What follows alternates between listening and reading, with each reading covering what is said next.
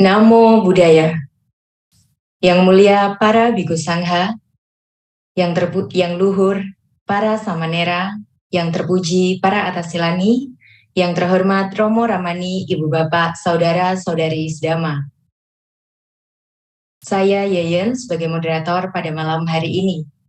Selamat datang dalam Dhamma Sakaca Online pada Jumat 8 April 2022, Season 3, Episode 21 Dhamma Cup dengan tema 7 syarat kesejahteraan bangsa oleh narasumber kita yaitu Romo Arya Chandra. Ibu Bapak Romo Ramani, Saudara-saudari Sedama, acara ini disiarkan secara online melalui Zoom dan kanal YouTube Dhamma Meta Jember serta kanal YouTube Dhamma Televisi. Selanjutnya saya akan membacakan susunan acara kita pada malam hari ini.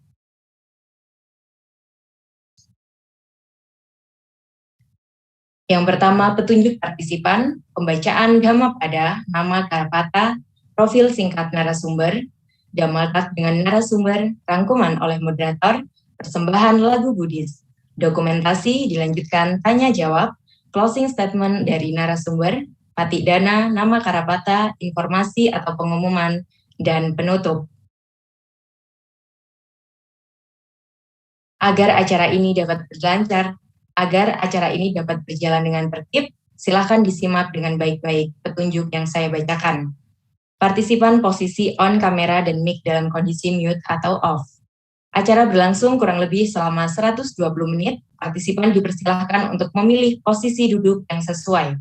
Narasumber akan menguraikan materi dalam durasi 45 menit dan acara tanya jawab dalam durasi 45 menit. Partisipan dipersilahkan bertanya pada saat sesi tanya jawab dengan raise hand atau via chat disampaikan ke operator pertanyaan. Sesi tanya jawab juga berlaku bagi para partisipan yang bergabung melalui kanal YouTube, silahkan disampaikan melalui kolom komentar. Partisipan hanya diperbolehkan mengajukan satu pertanyaan dengan menyebutkan nama, asal kota, dengan pertanyaan yang singkat dan jelas sesuai dengan topik materi. Selanjutnya, pembacaan Dhammapada oleh Saudari Opi. Silakan. Saudara-saudari Sedama, untuk bersikap anjali karena saya akan memimpin pembacaan nama Karapata. Silakan ditayangkan, operator.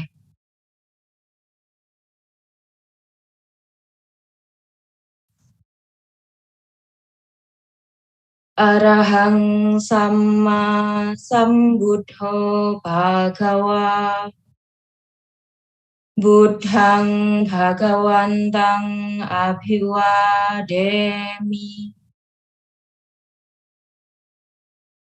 Swakato Bhagavata Dhammo Dhammang Namassami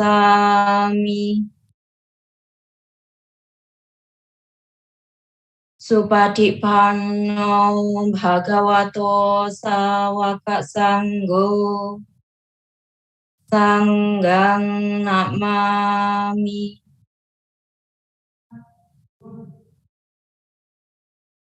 Ada pepatah mengatakan bahwa tak kenal maka tak sayang. Tentu kita harus berkenalan dengan narasumber kita melalui profil singkat beliau. Narasumber kita pada malam hari ini yaitu Pandita Insinyur Arya Chandra. Beliau lahir di Jakarta pada 1 Januari 1949. Saat ini beliau berprofesi sebagai konsultan perencana bangunan. Ibu Bapak Romo Ramani, Saudara-saudari Sedama, saat ini kita sebagai bangsa Indonesia telah bisa hidup damai, hidup tenang karena kita telah merdeka sejak berpuluh-puluh tahun yang lalu. Tentu kita harus mensyukuri keadaan ini, karena jika kita melihat di tempat lain masih ada peperangan, dan mereka berpikir apakah saya masih dapat hidup besok atau tidak. Kita sebagai bangsa Indonesia harus bisa bersyukur, dengan bersyukur hidup kita damai. Kehidupan yang damai dari diri sendiri akan meluas ke masyarakat dan tentunya ke negara. Negara yang damai akan mewujudkan bangsa yang sejahtera. Namun, bagaimana cara agar kesejahteraan bangsa itu dapat terkondisi dengan lebih baik? Adakah syarat-syaratnya? Dan bagaimanakah pandangan Buddhis dalam hal ini. Untuk itu langsung saja kita dengarkan dan pahami dengan seksama uraian Dhamma dari narasumber kita. Kepada Romo Arya Chandra, dipersilahkan. Ya, terima kasih. Selamat malam. Tadi sudah disampaikan uraian yang surat pengantar yang sangat jelas ya oleh moderator. Saya harapkan suara saya juga dapat terdengar dengan baik. Terdengar ya? Terdengar Romo, sangat jelas. Oh, bagus. Ya, kalau gitu saya akan sampaikan satu presentasi ya. Oke, dibantu ya. Jadi ada 7 syarat kesejahteraan bangsa yang menjadi topik kita pada hari ini. Ini topik yang sangat-sangat jarang dibicarakan. Biasanya kita bicarakan mengenai dhamma, mengenai perorangan, mengenai meditasi dan segala macam. Sayang sekali kita umat Buddha boleh dikatakan sangat jarang yang partisipasi di dalam kepemimpinan bangsa ya, bangsa Indonesia. Sehingga kita tidak tahu, memang selama ini mungkin kita hidup sejahtera, tapi kalau kita sudah pada saat mengalami keadaan perang dan segala macam, kita baru merasakan. Memang satu kesejahteraan bangsa ini, kalau mau dibicarakan ya, itu hal yang bukan pembicaraan umum di dalam agama Buddha. Tetapi ini satu keharusan bahwa umat Buddha juga harus tahu bagaimana kita bisa menjadi bangsa yang sejahtera. Karena di zaman dulu, di zaman Sang Buddha mengajarkan cara hidup perorangan, cara hidup bermasyarakat, cara hidup berbangsa dan bernegara dengan baik. Sehingga kita bisa menjadi bangsa yang sejahtera dan bisa menjadi bangsa yang bahagia. Mungkin slide-nya bisa kita majukan. Ya, nanti tolong ikuti dengan apa yang saya sampaikan. Ya, karena sebenarnya cara hidup yang salah ya, itu akan bisa membawa kita pada kebodohan dan kemiskinan. Ini yang kadang-kadang kita tidak sadari. Dan cara hidup yang bodoh dan miskin ini bisa membuat menjadi bencana untuk kita. Menjadi bangsa yang bangsa yang miskin ya. Oleh karena itu ya kita harus mengetahui cara ini. Memang kita kita hidup ini dengan segala macam kebodohan dan kita ada loba, dosa, moha.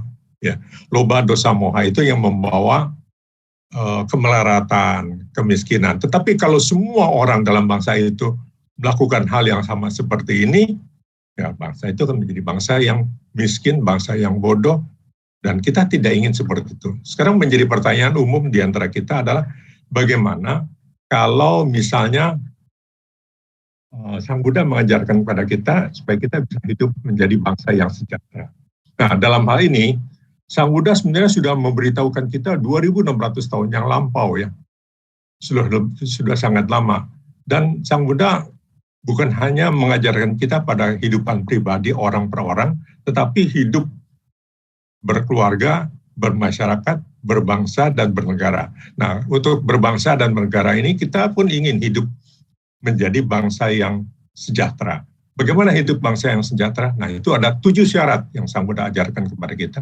Untuk 7 syarat ini, kita bisa baca di dalam Mahaparinibbana Sutta. Ya, jadi dalam Mahaparinibbana Sutta ada 7 syarat kesejahteraan bangsa. Syarat pertama apa?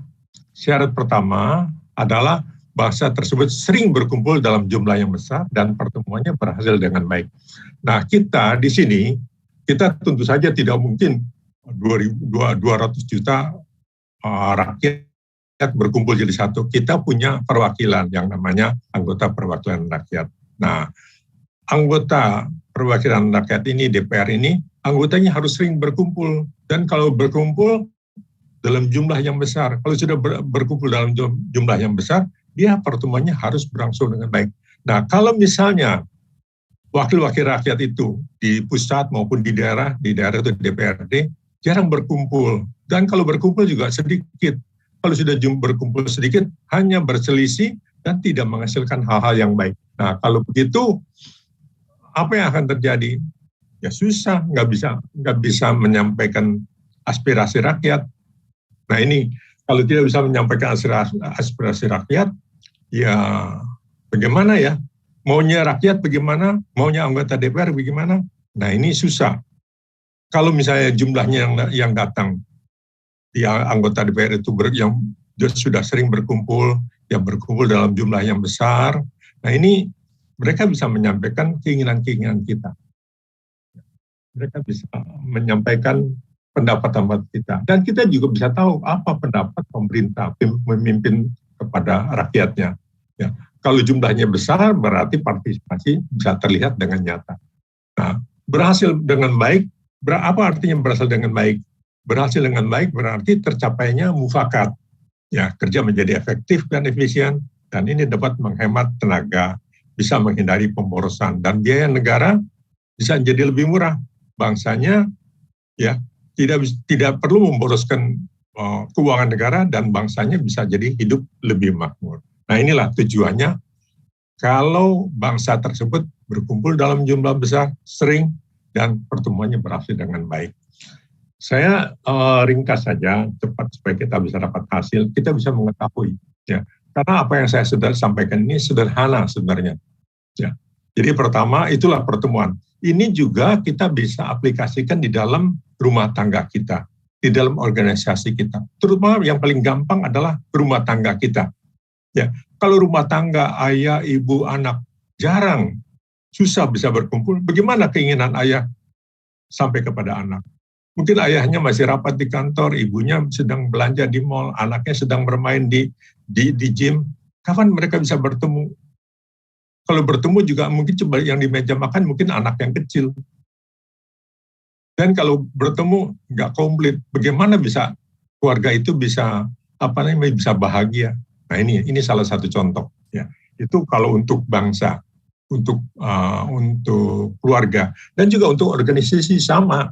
Kalau misalnya organisasi itu ketua, sekretaris, bendahara, dan anggotanya jarang-jarang ketemu, bagaimana mereka bisa menjalankan programnya? Nah, jadi kalau misalnya kita ingin jadi bangsa yang makmur, keluarga yang makmur, keluarga yang sejahtera, ya kita harus lakukan sama seperti petunjuk kepada bangsa. Ini bisa dilakukan, bisa diaplikasikan kepada keluarga kita juga. Nah, ini yang pertama. Yang kedua adalah bangsa tersebut menganjurkan perdamaian dan menyelesaikan masalah kebangsaannya dengan cara-cara yang damai. Jadi kalau bangsa tersebut sebentar-bentar maunya perang, maunya ribut-ribut, dan tidak bisa menyelesaikan masalah bangsanya dengan cara-cara damai, wah ini bahaya. Bagaimana dengan rumah tangga? Rumah tangga juga sama. Kalau misalnya ayah, ibu, suami, istri ribut-ribut, orang tua dengan anak ribut, dan tidak bisa menyelesaikan masalahnya dengan damai, apa yang terjadi? Yang terjadi ya KDRT. Dan ini yang kita tidak inginkan. Sang Buddha mengajarkan kepada kita, pada bangsa, harus melakukan cara-cara yang damai. Dan kebiasaan untuk hidup damai inilah yang penting untuk kita. Kalau misalnya mereka bisa menyelesaikan permasalahan dengan cara-cara damai, berarti nggak terjadi perang kan, tidak terjadi perselisihan kan. Jadi nggak ada biaya khusus untuk perang. Kalau ada perang bagaimana? Ya perang akan terjadi pasti. Kalau ada perang pasti ada korban. Dan biaya perang tuh nggak murah. Dan biaya perang yang sebenarnya kita bisa hemat, dan biaya perang ini bisa kita gunakan untuk pembangunan.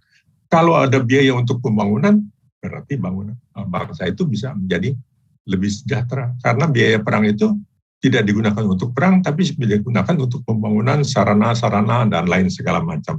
Inilah, jadi yang syarat yang kedua, kita harus membiasakan diri untuk hidup damai.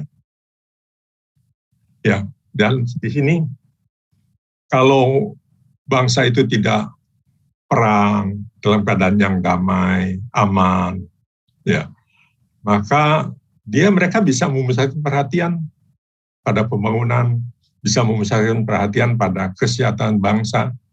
Nah ini penting. Kalau misalnya kalau ada perang, pasti semua perhatiannya pada perang.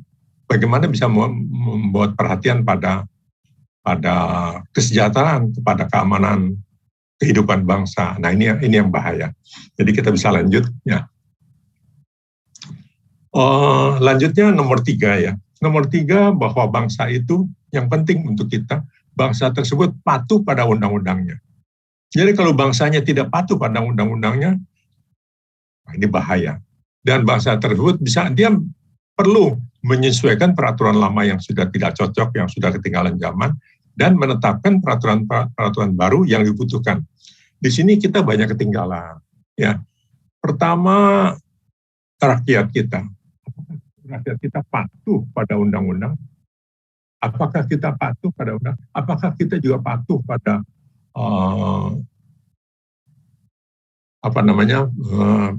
disiplin keluarga? Sama juga. Ya, kalau patuh pada undang-undang berarti kita bisa menghindari pelanggaran, kita bisa menghindari kejahatan. Dan dengan demikian apa yang terjadi? Keadilan bisa ditegakkan dan kesejahteraan bisa terbagi merata. Ya, karena sebenarnya pemimpin juga ingin ya membuat peraturan-peraturan yang membuat rakyatnya menjadi sejahtera. Jangan sampai satu peraturan baru diundangkan, satu undang-undang baru diterbitkan, banyak yang protes. Dianggap pemimpinnya membuat peraturan yang menyesatkan. Nah, ini bahaya. Pemimpin yang baik itu membuat peraturan-peraturan yang baik untuk melindungi yang lemah, untuk membuat keadilan. Dan kalau pemimpin yang tidak baik itu memang bisa menetapkan peraturan-peraturan yang menyesatkan. Oleh karena itu, penting sekali kita memilih pemimpin-pemimpin yang baik. Karena pemimpin-pemimpin yang baik itu dia patuh pada undang-undang, yang menghindari pelanggaran, kita menghindari kejahatan, dan kemudian dia mengutamakan keadilan. Kalau mengutamakan keadilan, berarti dia bisa mengutamakan kesejahteraan. Jadi kesejahteraan bisa terbagi pada semua rakyatnya. Nah, jadi ini penting untuk kita. Nah, di sini juga kita harus tahu bahwa peraturan ini perkembangan masyarakat berkembang dengan sangat cepat sekali. Jadi peraturan itu mesti segera disesuaikan. Ya. Jangan sampai peraturan kita ketinggalan zaman. Dan kita kalah cepat dengan orang yang membuat kejahatan. Kalau kita bisa segera menyesuaikan peraturan-peraturan lama yang tidak sesuai lagi, kita bisa mencegah tindak kejahatan yang baru. Dan kita buru-buru harus cepat ya, orang-orang yang duduk DPR itu harus cepat membuat undang-undang supaya kita punya kepastian hukum. Kalau kita sudah punya kepastian hukum, negara jadi stabil. Orang berbuat apa, sudah ada hukumnya. Bagaimana, apa yang boleh dan apa yang tidak boleh. Dan apa yang boleh dan apa yang tidak boleh, ini membuat negara menjadi terhindar dari perselisihan. Ini penting sekali. Jadi pemimpin patuh pada undang-undang, rakyat juga patuh pada undang-undang. Nah, kalau rakyatnya tidak patuh pada undang-undang, bahaya. Sama seperti dalam rumah tangga kita ya. Kalau anak tidak patuh pada orang tua, ya, orang tua juga tidak patuh pada peraturan yang dia tetapkan. Wah, bagaimana dengan keluarga tersebut? Begitu pula dalam organisasi. Ya, dalam organisasi pemimpin, pengurus menetapkan peraturan, tapi anggotanya tidak mau turut, bahaya. Nah, ini dia. Jadi peraturan ajaran Sang Buddha ini untuk bangsa kita terapkan pada keluarga, pada organisasi. Nah, ini penting. Ya, dengan demikian kalau misalnya semuanya patuh, negara menjadi stabil. Ya. Selanjutnya yang nomor 4 ya. Ini penting untuk kita bahwa bangsa tersebut tidak melakukan tindak kekerasan, ya, terutama penculikan dan penyekapan terhadap kaum lemah. Nah, kalau kaum lemah apa itu? Yang paling lemah adalah anak-anak dan wanita. Kalau anak-anak dan wanita ini yang perlu dilindungi. Ya. Kalau sebentar ada penangkapan, penculikan, penyekapan, itu bisa tidak diperhatikan. Ya. Kekerasan ada di mana-mana, ini berbahaya. Apalagi kalau kekerasan oleh aparatnya sendiri, wah ini berbahaya. Ini berbahaya, sangat berbahaya. Ya, sebenarnya kita mendirikan negara itu bertujuan untuk melindungi rakyatnya supaya dia aman dan damai. Nah, kalau dia rakyatnya aman dan damai, maka keadilan dan kemakmuran bisa ditegakkan. Berarti tujuan negara juga tercapai. Nah ini dia. Jadi jangan sampai tindakan dari negara itu dilakukan dengan kekerasan. Nah ini berbahaya. Kalau dilakukan dengan persuasif, dengan dengan cara-cara yang damai, orang jadi tidak takut melihat polisi. So, polisi itu kan seharusnya menjadi pelindung kita. Tapi kalau misalnya polisinya bertindak dengan kekerasan, kita jadi takut kan? Nah itu bahaya. Jadi oleh karena itu, kita harus membiasakan diri kita, rakyat, dan pemimpin untuk selalu bertindak menghindari kekerasan. Kalau masih tetap melakukan kekerasan, bagaimana? Berarti keamanannya belum tercapai. Kalau belum tercapai, berarti rakyat masih hidup dalam ketakutan. Dan biasanya kalau hidup dalam ketakutan, yang jadi korban siapa? Korban adalah wanita. Kalau misalnya dia hidup dalam ketakutan, ya, bagaimana dia kalau dia hidup dalam ketakutan? Kalau dia hidup dalam ketakutan, orang yang hidup dalam ketakutan bisa produktif nggak? Nggak bisa produktif. Ya, dia malah menjadi, kalau orang yang hidup dalam ketakutan nggak bisa bekerja ini, nggak bisa bekerja itu, menjadi beban masyarakat. Tetapi kalau rakyatnya dia bisa hidupnya aman, nah, dia bisa produktif. Kalau dia produktif, bagaimana? Kalau dia produktif, berarti bisa meningkatkan kesejahteraan keluarganya, kesejahteraan masyarakatnya, dan kalau semua orang melakukan hal yang sama, berarti negaranya bisa sejahtera. Selanjutnya ada hal yang penting juga, yang kelima. Yang kelima yaitu bahwa bangsa tersebut menghormati pemimpinnya dan menganggap hal tersebut sebagai hal yang patut dilakukan. Nah ini kita dulu pada waktu sekolah saya diajarkan untuk selalu menghormati kepala sekolah, guru, menghormati orang tua, menghormati presiden. Nah di sini sekarang ini berbahaya ya. Kalau ada orang yang menghujat, menghina pemimpinnya, itu berbahaya. Secara moral, secara moral itu tidak baik. Karena pemimpin itu pilihan kita ya. Di dalam negara republik ini, pemimpin itu pilihan kita, sudah kita pilih. Kalau misalnya ada orang mengatakan, saya tidak memilih dia, tapi meskipun Anda tidak memilih dia, sebagian besar rakyat memilih dia, sehingga dia menjadi pemimpin. Oleh karena itu kita harus membiasakan menghormat siapapun menjadi pemimpin kita. Ya. Karena pemimpin ini dia bertujuan untuk membuat bangsanya menjadi bangsa yang sejahtera. Ya. Kalau dia sudah bisa berhasil menjadi bangsa yang sejahtera, dia adalah pemimpin yang berhasil. Bangsa yang menghormati pemimpinnya adalah bangsa yang terhormat. Sekarang kalau kita tidak menghormati presiden kita, siapa lagi yang menghormati? Masa bangsa lain yang menghormati? Sebaliknya kalau bangsa lain saja menghormati presiden kita, seharusnya kita lebih-lebih lagi menghormati presiden kita. Karena kalau kita menghormati presiden kita, berarti presiden bisa menjalankan programnya. Kita akan menghargai program-program presiden kita. Sebaliknya kalau kita menghina, mengingkar, jadi presiden juga susah menjalankan programnya. Nah ini kelihatannya sepele, tapi ini halnya penting. Kalau semua orang hormat pada pemimpinnya, mulai dari pemimpin yang tingkat kecil, mulai dari RT, RW, kelurahan, camat, ya, kemudian bupati, wali kota, gubernur, menteri, presiden. Kalau kita hormat pada mereka, paling gampang di RT saja ya. Kalau misalnya di RT kita hormat pada RT, nah RT-nya bisa menjalankan programnya. Kalau banyak yang tidak hormat pada RT, bagaimana RT bisa menjalankan program untuk rumah tangga itu? Sebaliknya, kalau semuanya hormat, bisa menjalankan program dari pemerintah, dari tingkat yang paling kecil, negaranya bisa jadi makmur. Karena program itu disusun untuk membuat bangsa menjadi bangsa yang sejahtera. Nah ini dia. Memang kalau bangsa itu, tidak semua pemimpin bisa langsung menjadi baik. Ada juga kita sebagai manusia, mungkin saja pemimpin kecil, besar, dan segala macam, sekali-sekali mungkin pernah melakukan kekeliruan. Tapi meskipun kalau keliru, kita nggak pantas menghinanya.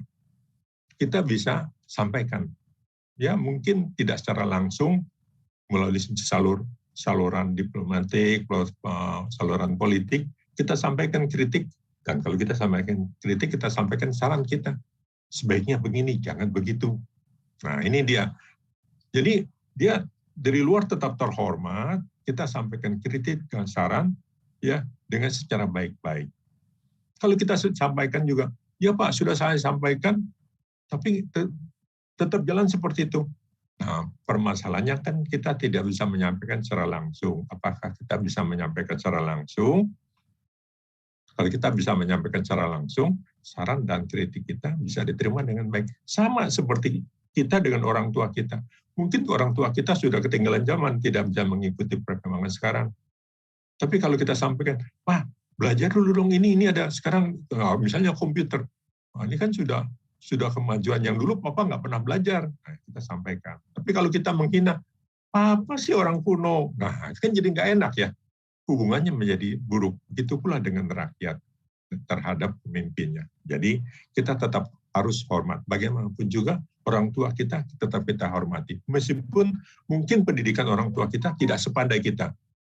Ya, tetapi pengalaman orang tua, keinginan orang tua menyayangi kita dan segala macam tetap harus kita hormati. Begitu pula pemimpin. Pemimpin pasti, pemimpin yang terpilih, pemimpin yang terhormat pasti dia akan memimpin kita dengan baik.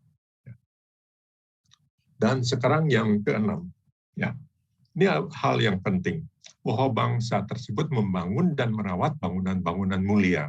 Ya. Nah, apa itu yang dimaksud dengan bangunan-bangunan mulia? Bangunan-bangunan mulia adalah sarana, ya, sarana untuk mendidik yang jahat menjadi baik, mengajar yang bodoh menjadi pandai, menyembuhkan yang sakit menjadi sehat, menolong yang menderita menjadi bahagia. Apa itu yang bangunan yang sarana untuk mendidik? Ya sekolah. Sebenarnya juga penjara itu juga sarana bangunan mulia sebenarnya. Tetapi kita melihat penjara itu, waduh, sarang penjahat ya. Karena salah. Karena penjara itu tidak digunakan untuk mengubah orang yang jahat jadi baik.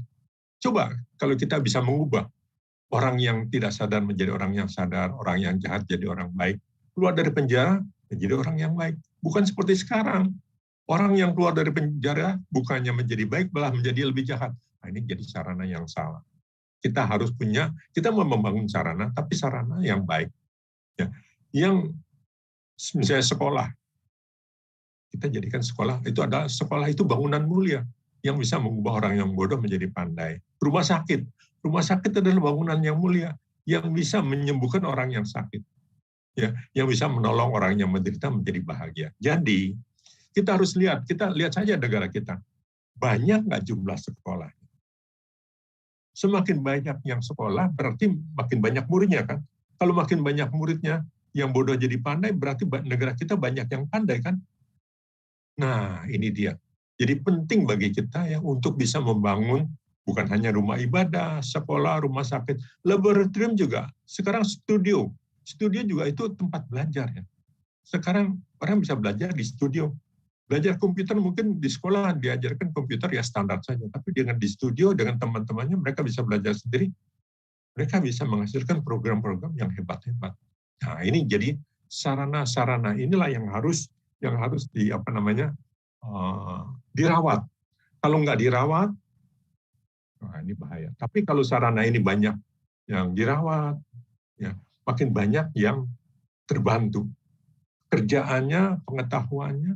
Jadi bangsa tersebut karena banyak studio, banyak laboratorium, bangsa itu bisa menjadi pandai. Nah, obat COVID seperti sekarang ini kan dihasilnya dari mana? Dari laboratorium kan, dari percobaan. Nah, dengan dia menghasilkan obat, dan obat ini bisa digunakan oleh rakyat kita. Jadi rakyat kita menjadi sehat.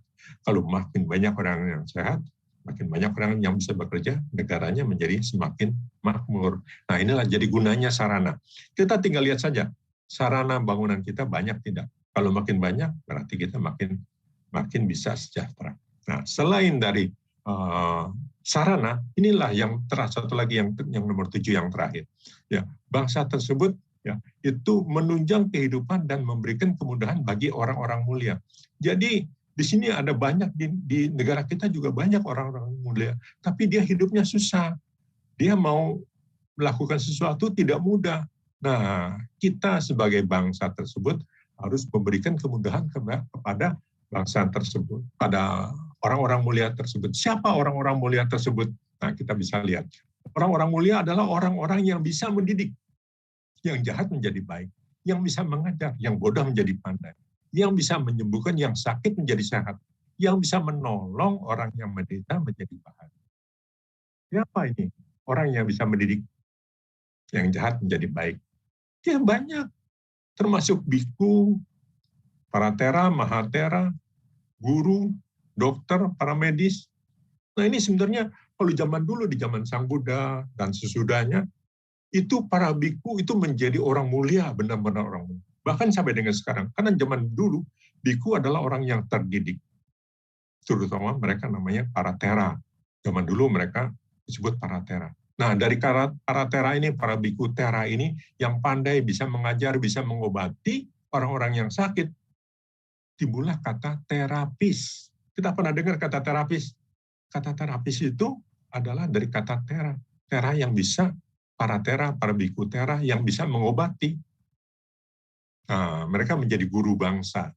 Mereka menjadi pahlawan kemanusiaan. Dan mereka kerja sukarela. Karena biku, mereka bekerja, apakah bekerja terima gaji? Tidak terima gaji. Nah, karena mereka tidak terima gaji, kita sebagai umat, kita sebagai bangsa harus memudahkan kehidupan beliau. Para biku, dimanapun datang, kita harus sambut dengan baik. Karena biku itulah yang bisa memberikan pertolongan pada kita. Kalau para orang mulia ini hidupnya terjamin, hidupnya mudah, nah, mereka bisa mengabdikan seluruh hidupnya untuk kebaikan. Kalau para biku, para guru. Nah, guru kita, waduh, kita kasihan sekali. Guru kita gajinya kecil. Ini sangat berbahaya. Jadi mereka hidupnya susah, tidak bisa mengabdikan seluruh hidupnya untuk pendidikan. Ya, tapi kalau misalnya hidupnya guru ini mudah, tidak perlu memikirkan gaji setiap bulan, makanan tersedia, rumah tangga juga bisa baik, maka dia bisa membantu. Banyak guru-guru, terutama di daerah-daerah, banyak yang hidupnya guru yang kurang baik. Tapi mereka tetap membantu, sehingga banyak mendapatkan penghargaan. Oleh karena itu, orang-orang mulia ini harus dibantu hidupnya. Kalau dibantu hidupnya, orang-orang mulia ini justru yang bisa membuat rakyat menjadi semakin sejahtera. Nah ini dia yang kadang-kadang bahaya untuk kita. Bapak Ibu sekalian, ya 7 syarat ini sebenarnya syarat moral, ya syarat moral yang bisa dilakukan oleh semua bangsa, bukan hanya bangsa kita semua. Nah, kita kan mungkin, ya syarat untuk kita sejahtera, kita kan harusnya punya sumber alam. Nah sumber alam ini kalau tidak bisa dikelola, kita tidak bisa bagaimana mengelola dari pasir emas menjadi emas. Ya tetap saja pasir emas, susah kan? Ya, biji besi hanya jadi biji besi, kita harus bisa punya pabrik. Dan ini perlu, untuk itu ya, kita harus punya pendidik-pendidik. Ya, jadi sumber alam itu memang kekayaan kita, tapi itu hanya bisa menjadi berkah bagi kita kalau kita mampu mengelola. Tetapi kalau kita tidak bisa mengelola, malah ini bisa jadi bahaya, bisa jadi petaka. Nah, Bapak Ibu sekalian, 7 syarat kesejahteraan bangsa ini harus sering disampaikan kepada umat kita, ya, agar mereka mengerti bagaimana kita bisa mengelola, supaya bangsa ini juga bisa melihat bagaimana partisipasi umat Buddha di dalam kesejahteraan bangsa. Ini penting. Jangan cuma kita bicara mengenai meditasi, mengenai dhamma, mengenai yang lain, tapi tidak menyangkut kesejahteraan masyarakat. Ya, perut yang lapar itu tidak bisa menunggu. Kita harus punya umat yang bisa hidup sejahtera, baru bisa sejahtera. Ya, jadi kita harus bisa menerapkan ajaran ini nih, ajaran 7 syarat kesejahteraan bangsa ini kepada masyarakat. Ini yang pentingnya, makanya penting sekali kita bisa mengetahui ajaran Sang Buddha untuk kesejahteraan, untuk kebahagiaan pribadi sudah banyak, untuk keluarga juga sudah banyak. Ya, untuk masyarakat juga banyak. Misalnya dalam Sigala Wadah Sutta. Tapi untuk bangsa jarang. Nah, kita harus tahu Sang Buddha punya perhatian kepada umat manusia bukan hanya untuk pribadi, keluarga, masyarakat, bangsa, dan negara, juga terhadap dunia. Sang Buddha juga mengajarkan ada 6 dana untuk kesejahteraan dunia. Apa itu 6 dana untuk kesejahteraan dunia? Nah, mungkin pada kesempatan yang akan datang ya. Karena Sang Buddha itu mengajar 45 tahun, itu sangat banyak sekali yang bisa diajarkan. Tapi untuk hari ini, 7 syarat kesejahteraan bangsa cukuplah untuk kita. Dengan 7 syarat kesejahteraan bangsa ini, kita bisa sedikit demi sedikit kita terapkan dalam keluarga, dalam masyarakat, dalam bangsa kita, sehingga kita menjadi bangsa yang sejahtera dan bahagia. Kita bisa buktikan bahwa ajaran Sang Buddha benar, kita bisa buktikan bahwa kita bisa terapkan ajaran Sang Buddha ini untuk bangsa kita. Dengan demikian, bangsa kita menjadi bangsa yang sejahtera dan bahagia. Ya, terima kasih untuk malam hari ini. Terima kasih untuk perhatiannya. Mudah-mudahan semuanya bisa hidup berbahagia. Namo Buddhaya. Sadhu, sadhu, sadhu. Namo Buddhaya. Terima kasih banyak, Romo. Penjelasannya yang sangat mudah dipahami, namun saya sebagai generasi muda juga baru tahu bahwasannya dalam Sutta, Sang Buddha juga mengajarkan bagaimana mewujudkan kesejahteraan bangsa ini.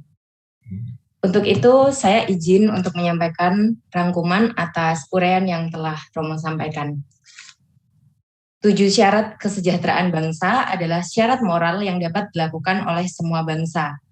Namun, sumber alam adalah berkah bagi bangsa yang mampu mengelolanya.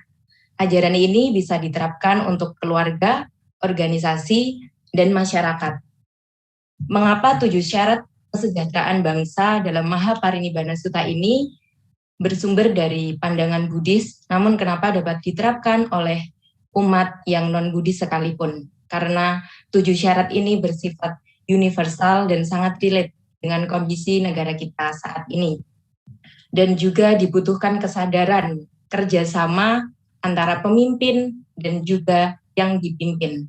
Dibutuhkan rasa toleransi ketika pemimpin melakukan kesalahan, kita jangan langsung menilai, jangan langsung menganggap bahwa beliau tidak pantas. Tetapi sampaikanlah aspirasi kita dengan baik. Jika kita ingin menyampaikan kritik, ada baiknya dilanjutkan dengan saran. Jadi tidak hanya sekedar ngomong, namun berisi dan berkualitas. Baiklah, selanjutnya adalah sesi tanya-jawab. Bagi para partisipan yang ingin bertanya, boleh dengan cara raise hand, menyampaikan langsung, ataupun mengetik di kolom komentar kepada operator. Karena belum ada yang raise hand, saya izin untuk membacakan pertanyaan dari Saudara Andrew Yogianto. Namo Buddhaya, Romo. Apakah bangsa yang sejahtera itu bisa menjadi negara yang bahagia seperti negara Finlandia yang tahun ini diberitakan sebagai negara yang paling bahagia?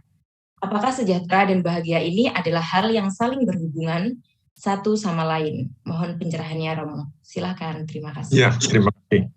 Nah, ini Sang Buddha pada waktu sudah mempunyai 60 orang murid yang semuanya sejahtera. Sang Buddha mengutus 60 orang biku ini yang sudah jadi arhat menjadi Dhammaduta yang pertama. Apa pesan Sang Buddha kepada 60 orang Dhammaduta ini? Yaitu Bahujana Hitaya, Bahujana Sukaya. Jadi Sang Buddha menyampaikan kepada 60 orang arhat Dhammaduta ini untuk agar menyebar. Demi apa? Demi kesejahteraan orang banyak, demi kebahagiaan orang banyak. Bahujana Hitaya, Bahujana Sukaya. Jadi ada 2 hal. Bahujana Hitaya artinya banyak orang yang sejahtera. Bahujana Sukaya artinya banyak orang yang bahagia. Memang tujuan kehidupan kita di sini, kehidupan kita bermasyarakat, berbangsa adalah bangsa yang sejahtera dan bangsa yang bahagia. Bangsa yang sejahtera artinya kita sejahtera materinya. Karena kehidupan materi juga penting. Dan keduanya berhubungan. Ya. memang tidak berhubungan secara langsung. Ya, kalau bangsa yang sukaya, bahagia ini sudah banyak diajarkan. Sang Buddha mengajarkan semua, dan khotbah-khotbah para biku, khotbah-khotbah para pandita itu semua ditujukan untuk bagaimana kita bisa hidup bahagia, ya kan? Meditasi mengajarkan kita bagaimana kita hidup tenang, hidup damai, hidup bahagia. Tapi kita di masyarakat kan bukan cuma umat Buddha. Bagaimana orang mengatakan, bagaimana kita bisa hidup bahagia kalau perut saya kosong, bagaimana perut saya lapar? Nggak bisa kan? Jadi Sang Buddha memberikan perhatian, tidak hanya kebutuhan batinnya, tapi juga kebutuhan jasmania. Nah, untuk kebutuhan jasmania ini bisa dilakukan dengan dilaksanakan 7 syarat kejahatan bangsa. Jadi sebenarnya, dengan 7 syarat kejahatan bangsa ini, peranan para pemimpin dan rakyat itu sangat penting. Kalau pemimpinnya bisa sepakat tidak korupsi, wah ini korupsi ini yang paling bahayanya. Karena dia korupsi, dia menikmati cuma satu orang atau satu keluarga atau satu kelompok masyarakat. Tetapi yang dirugikan siapa? Yang dirugikan orang banyak. Nah, jadi di sini Sang Buddha katakan, harus kita ingat benar-benar, bahu jana hitaya, bahu jana sukaya. Itu pesan Sang Buddha kepada 60 orang Dhammaduta Arahat. Nah, 60 orang Dhammaduta Arahat itu mengajarkan semua bagaimana supaya rakyat bisa hidup sejahtera. Dan kita ini sekarang ini, ya perlu juga para pandita, para biku mengajarkan bagaimana rakyat kita bisa hidup sejahtera. Nah, syarat untuk hidup sejahtera tadi sudah saya sampaikan. Keduanya saling berhubungan. Dan ini, ajaran Sang Buddha ini bukan hanya untuk umat Buddha. Ajaran Sang Buddha ini universal. Siapa saja yang melaksanakan 7 syarat ini, dia bisa menjadi bangsa yang sejahtera. Ya kan? Dia patuh pada undang-undangnya. Coba lihat saja, negara-negara yang sejahtera, negara-negara yang bahagia, apakah dalam keadaan perang? Tidak dalam perang. Apakah ada kekerasan di sana? Tidak ada. Apakah mereka menghormati pemimpinnya? Iya. Coba kita lihat. Sekolah di sana banyak nggak? Laboratorium di sana banyak nggak? Studio di sana banyak nggak? Nah ini dia. Dan kemudian bagaimana penghormatan rakyat atau bangsa itu kepada guru-gurunya? Sangat dihormati. Begitu kita menghormati guru, menghormati biku, para ulama, para rohaniwan, mereka bisa menjadi sejahtera. Kita bisa menjadi bangsa yang sejahtera. Dan kalau misalnya sekolahnya banyak, nah ada orang-orang yang pandai ini bisa ya menggali kekayaan alam. Bisa menggali kekayaan alam. Nah kita sekarang, kalau yang orang pandai kita susah, sedikit, kita mau menggali kekayaan alam kita, perlu panggil orang luar. Apakah tidak pakai biaya? Pakai biaya. Orang asing ya harus kita pakai biaya. Tapi kalau kita memang nggak bisa, apa boleh buat? Kita terpaksa minta bantuan asing. Tapi itu kenapa? Karena orang-orang kita kurang pandai, tidak ada studio, tidak ada laboratorium. Kalau kita banyak laboratorium, banyak studio, kita bisa belajar sendiri, kita bisa meng-create sendiri, kita bisa bangun sendiri, ya kita baru bisa menjadi bangsa yang sejahtera, bangsa yang mandiri. Kita negara agraris, seharusnya kita punya sawah yang begitu banyak, harusnya nggak perlu kita impor beras lagi dan segala macam. Kita punya kekayaan alam yang luar biasa. Kita lautan kita banyak. Kalau lautannya banyak, berarti ikannya banyak. Tapi kita tidak punya alat, kita tidak punya kemampuan untuk mengambil kekayaan alam itu. Akibatnya apa? Dicuri oleh bangsa lain. Kalau dicuri bangsa lain, siapa yang rugi? Rakyat kita yang rugi. Apalagi banyak orang yang membantu pencuri-pencuri tersebut. Orang-orang kita yang membantu. Inilah kesalahan kita. Kita tidak patuh pada undang-undang. Kalau kita patuh pada undang-undang, dan banyak orang-orang yang pandai, kita bisa menjadi bangsa yang sejahtera. Kalau kita bisa bangsa yang sejahtera, kalau menjadi bangsa yang bahagia, itu sudah banyak yang mengajarkan. Tinggal kita bisa melaksanakan atau tidak. Jadi, saya yakin ajaran Sang Buddha itu sangat sistematis, berurutan, dan kalau dilaksanakan, ya bisa. Ya, kita semua bisa menjadi bangsa yang sejahtera dan bangsa yang bahagia. Ya, ini penjelasan saya. Mungkin kepanjangan kali. Iya, tidak kepanjangan, Romo. sangat menjawab sekali pertanyaan dari penanya. Terima kasih banyak Romo. Sebelum kita melanjutkan tanya jawab berikutnya, kami akan melaksanakan jeda pariwara sebentar ya Romo, yaitu dengan persembahan lagu Buddhis oleh artis Buddhis kita, yaitu dari Saudari Livon. Selamat menyaksikan. Terima kasih ya. Selamat malam Romo Arya. Selamat malam Bapak Ibu, Saudara-saudari Sedama Sotihontu Namo Buddhaya. Baik, saya akan membawakan sebuah lagu berjudul Indahnya Kasih.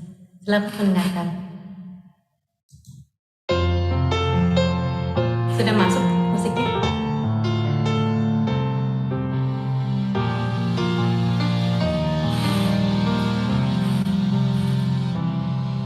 Betapa indahnya dunia ini bila kita saling berbagi dalam suka, berbagi dalam duka, senantiasa jalani bersama. Jauhkan perasaan iri, menyingkirkan perasaan dengki. Tiada kata dusta, tiada kata cela, selalu bertindak bijaksana. Tebarkan cinta kasih, semaikan rasa empati, bulatkan tekad di hati, jauhkan rasa dengki. Indahnya cinta dan kasih sayang, rasa bahagia pastikan terjalan.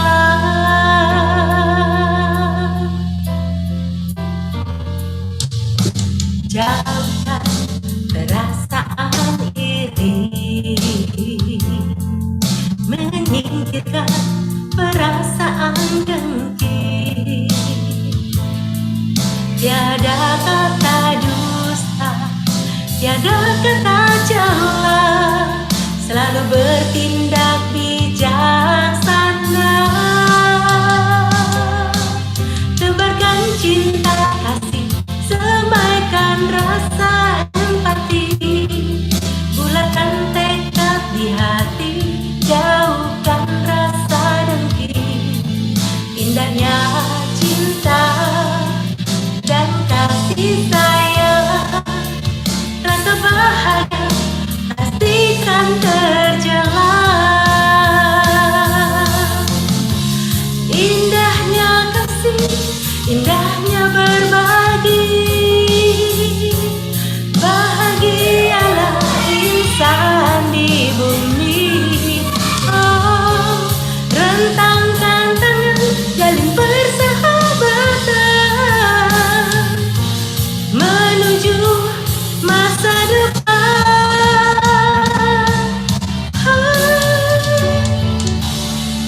Tebarkan cinta kasih, semaikan rasa empati, bulatkan tekad di hati, jauhkan rasa dengki.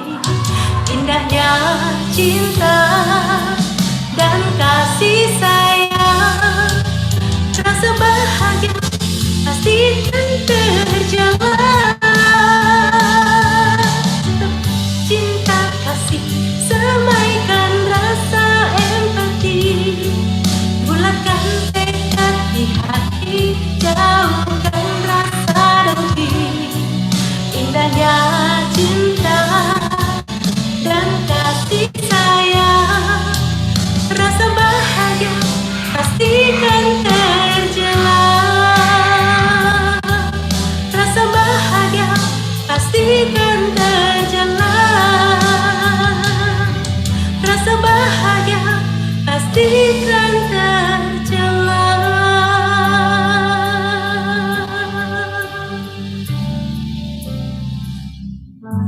Sotihontu Namo Buddhaya. Namo Buddhaya. Terima kasih Saudari Livon atas persembahan lagunya. Ternyata berdasarkan tema malam ini, kesejahteraan bangsa, selain dari Mahaparinibbana Sutta, kita juga bisa belajar dari persembahan lagu oleh Saudari Livon. Terima kasih kepada Saudari Lin Cahyaniti telah menciptakan lagu yang indah sesuai judulnya. Dan terima kasih kepada Cilifun telah membawakan juga dengan indah. Meskipun ini lagu, tetapi ini juga dapat dikatakan kontribusi untuk negara, karena lagu adalah bagian dari karya. Ketika sudah penat bekerja, penat berkontribusi sehari-hari, mendengarkan lagu untuk merilekskan batin dan jasmani kita. Ya, langsung saja saya akan membacakan pertanyaan selanjutnya, yaitu dari Saudari Sekar. Bagaimana cara menyadarkan orang yang terlalu idealis dengan berpikir bahwa lebih baik menjadi bos walau bisnisnya kecil daripada karyawan di perusahaan besar sama saja dengan budak. Padahal kesempatan diterima kerja saat itu ada, dengan bekerja akan mengurangi beban negara karena pengangguran berkurang. Mohon sarannya Romo Anumodana. Silahkan Romo. Iya, sebenarnya Sang Buddha juga sudah menyampaikan pesan, petunjuk bagi kita, ya, yaitu agar kita sukses ya, agar kita sukses. Memang ada orang yang hanya bisa bekerja pada orang lain, tapi ada orang juga yang memang sifatnya dia bisa mandiri, hidup mandiri. Tapi untuk bisa hidup mandiri, dia perlu satu keahlian. Kalau dia tidak punya keahlian, susah. Jadi dia harus punya keahlian yang bisa digunakan untuk dia hidup. Kalau cuma hanya sebagai pegawai dia tidak mau, no problem. Bagus sekali, semua orang-orang yang maju itu bukan hanya dari pegawai. Banyak kan orang yang bisa hidup mandiri. Pertama harus hidup mandiri. Untuk dia bisa hidup mandiri, punya keyakinan untuk bisa hidup mandiri, tapi dia punya kemampuan, keahlian. Nah, keahlian ini dia bisa gunakan keahlian ini dengan efektif dan efisien. Baru dia bisa. Karena banyak orang punya kemampuan yang sama seperti kita. Tapi bagaimana kita bisa lebih dari yang lain? Kita bisa lebih dari yang lain kalau kita bisa bekerja dengan efektif dan efisien. Kalau kita bisa bekerja dengan efektif dan efisien, ya kita baru bisa menghasilkan. Dan kalau kita sudah punya penghasilan, jangan boros-boros. Kita bisa menyimpan penghasilan kita, sehingga kita bisa mengumpulkan kekayaan. Dan biasanya kalau kita sudah mulai kaya, apa yang terjadi? Yang terjadi adalah, kawan kita akan datang. Banyak teman-teman yang akan berkumpul menjadi sahabat kita, mengaku menjadi sahabat kita. Nah, pada saat itu, ya kita jangan sampai terlena. Kita harus bisa memilih mana yang benar-benar sahabat, mana yang orang-orang yang yang hanya ingin mencari keuntungan dari kita. Jadi kita perlu punya sahabat-sahabat yang baik. Kalau sudah punya sahabat-sahabat yang baik, apa yang Sang Buddha tunjukkan pada kita? Kita harus hidup dalam batas-batas kemampuan. Ya, kita sudah bisa bekerja, punya keahlian, kita sudah punya penghasilan, begitu punya penghasilan, kita sudah punya sahabat-sahabat yang banyak. Nah, disitulah pada saat itu kita harus bisa menahan diri untuk hidup dalam batas-batas yang wajar. Ini Sang Buddha sudah tunjukkan kepada kita. Ya, tepatnya kepada Sang Buddha berikan petunjuk ini kepada Digajanu. Ya, mungkin kalau saya katakan istilah bahasa Palinya sih pasti semua orang sudah tahu. Tapi kira-kira seperti jawab. Jadi sebenarnya pertanyaan-pertanyaan yang kita ajukan sekarang ini bukanlah pertanyaan-pertanyaan yang baru. Masalah yang kita hadapi sekarang ini bukanlah masalah yang baru. Masalah yang sudah timbul di zaman Sang Buddha. Dan Sang Buddha sudah memberikan petunjuk. Masalahnya tinggal apakah kita sudah belajar atau belum. Kalau kita sudah belajar ajaran Sang Buddha, apakah kita bisa terapkan untuk diri kita sendiri? Apakah kita bisa terapkan untuk teman-teman kita? Kita bisa sampaikan kepada keluarga kita, pada masyarakat kita. Nah, di situ baru pelajaran Sang Buddha menjadi bermanfaat. Jadi pertanyaan-pertanyaan semua yang baru, pertanyaan-pertanyaan ini bukanlah pertanyaan yang baru. pertanyaan yang sudah berulang-ulang dalam kehidupan yang lampau, mungkin juga kita sudah mengulang-ulang. Kenapa? Karena setelah kita belajar, kita lupa. Nah, ini yang bahaya. Jadi, saya menghargai orang yang bisa hidup mandiri.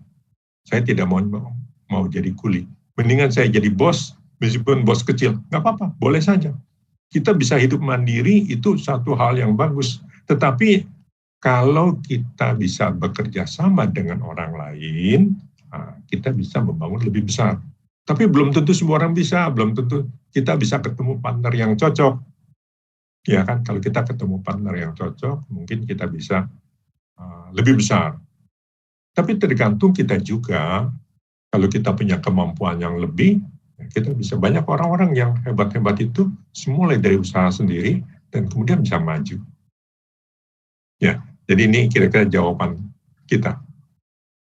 Mungkin kalau saya uraikan, banyak yang sudah tahu jawabannya ya. Ajaran Sang Budanya bagaimana sudah tahu. Baik, terima kasih Romo. Ya, sangat benar sekali bahwa permasalahan yang kita hadapi saat ini, dalam hal ini dalam konteks kehidupan berbangsa, sebenarnya bukan masalah baru ya Romo. Di kehidupan zaman Sang Buddha, masalah ini timbul. Nah, agar permasalahan atau keresahan kita ini terjawab dan tidak menimbulkan pandangan keliru, maka membaca atau belajar. Nah, saat ini juga beruntung ya Romo, mengikuti kegiatan Dhamma Talk seperti ini. Tidak hanya di Dhamma Sakaca, tentu sekarang sudah banyak sekali platform untuk belajar Dhamma dan harus dimanfaatkan dengan sebaik mungkin, seperti itu. Mungkin setelah ini kita menghadapi masalah yang ditanyakan oleh partisipan, kita sudah tahu jawabannya, oh saya harus begini, seperti itu. Nah, selanjutnya ada pertanyaan lagi dari partisipan, yaitu dari Saudari Dewi. Adakah metode yang tepat ketika pemimpin, misalnya di suatu wihara, tidak mau mendengarkan aspirasi dari umatnya? Di setiap kegiatan, tentu peran muda-mudi juga dibutuhkan. Terima kasih, silakan Romo. Nah, ini pertanyaan yang penting ya. Kalau seorang pemimpin itu, dia bisa menjadi pemimpin, berarti dia harus lebih pandai. Dia harus bisa mendengarkan apa keinginan anggotanya. Jadi presiden, pemimpin negara, dia harus mengetahui apa sih keinginan rakyat, apa yang dibutuhkan oleh keinginan rakyat. Kalau dia tidak bisa mendengarkan apa, atau aspirasi seperti yang tadi saya sampaikan, aspirasi rakyatnya, aspirasi anggotanya, aspirasi umatnya, dia bukan pemimpin yang baik. Ini penting sekali. Itu yang nomor satu ya. Kalau dia bisa mengetahui apa sih keinginan dari anggotanya, apakah sih keinginan dari umatnya? Kalau dia sudah tahu keinginannya, nah dia laksanakan. Kalau dia tidak bisa melaksanakan, dia bukan jadi pemimpin yang baik. Nah ini, untuk menjadi pemimpin yang baik, mendengarkan, dan kemudian melaksanakan. Kalau dia tidak bisa mendengarkan, wah ini bahaya. Memang sih, kalau 1.000 orang punya 1.000 keinginan, belum tentu semua sama, dan pasti nggak bakal sama. Tapi sebagai pemimpin, kita kan bisa melihat, dari 1.000 orang rakyat ini, umatnya ini, anggotanya ini, dari 1.000 orang, sebagian besar ingin apa dulu sih? Apa yang urgent, kita ikuti. Nah, ini dia bisa menjadi pemimpin yang baik. Tetapi kalau memang pasti juga ada 1-2 orang, tapi 1-2 orang dibandingin 1.000 orang, kan nggak penting, ya.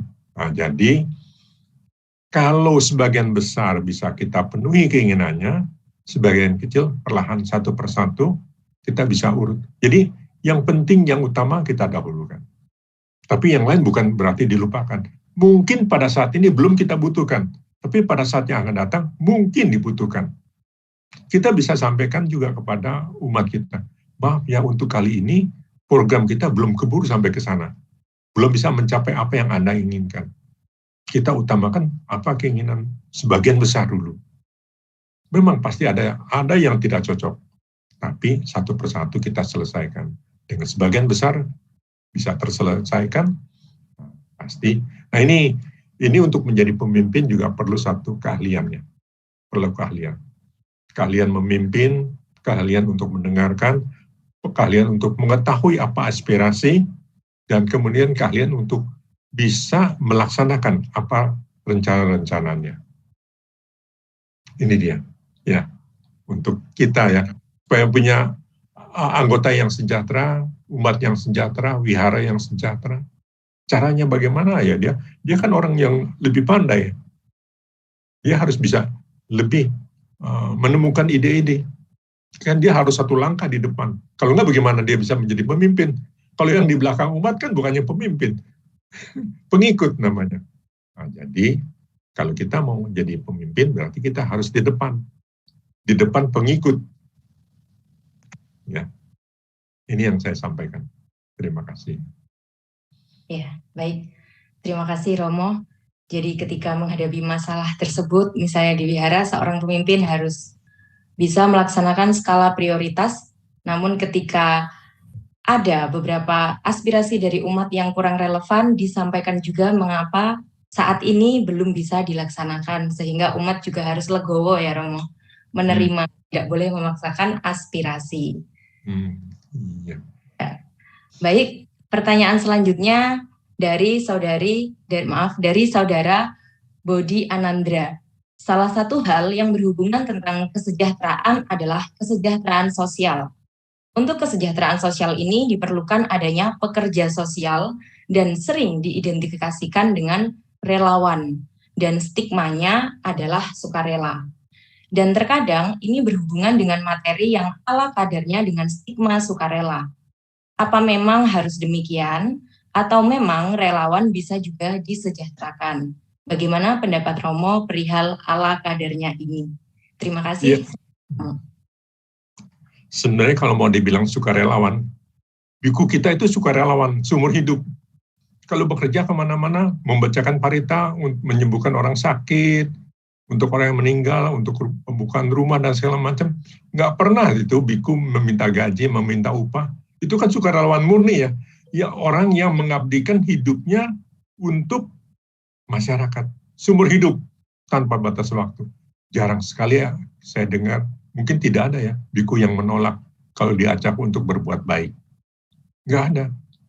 Nah, sekarang tentu saja jumlah biku kita kan sangat sedikit. Kita perlu sukarelawan yang untuk bisa membantu. Nah, salah satu sukarelawan, salah satu syarat untuk sukarelawan bisa membantu, dianya sendiri harus bisa self-standing, ya, harus bisa mandiri dong. Ya kan, kalau sukarelawannya perlu dibantu, bagaimana dia bisa menjadi sukarelawan? Ya kan? Nah, jadi sukarelawan itu harus punya waktu untuk dirinya sendiri bisa hidup sejahtera, hidupnya bahagia, baru bisa membantu orang lain. Tapi kalau dia sendiri belum sejahtera dan belum bisa bahagia, ya dia harus bisa membatasi diri. Mungkin seminggu, mungkin 1 jam dia bisa bantu. Ya. Nah, sekarang, ya Pak, tapi kan kalau saya mau bantu ke sana, saya juga perlu ongkos. Ya kan, untuk ke sana kan untuk transport juga mahal. Nah, di sini kita di wihara, kita kan mengumpulkan dana, ya, dana paramita, dana untuk wihara. Dana untuk wihara inilah yang digunakan untuk kepentingan wihara dan kepentingan umat, bukan untuk dikumpulkan saja. Nah, di sini, oke, sukarelawan bisa menyumbangkan tenaganya, waktunya, pikirannya, keahliannya. Tetapi sukarelawan untuk bisa membantu satu desa tertentu perlu transportasi. Ya wihara lah yang menyediakan transportasi. Nah, untuk wihara ke sana, untuk sukarelawannya bagaimana? Kan di sana juga perlu makan, perlu minum dan segala macam. Ya, tentu saja wihara harus menyediakan makanan dan minuman untuk si sukarelawan tadi. Sehingga sukarelawan itu dia menjadi orang-orang yang mulia.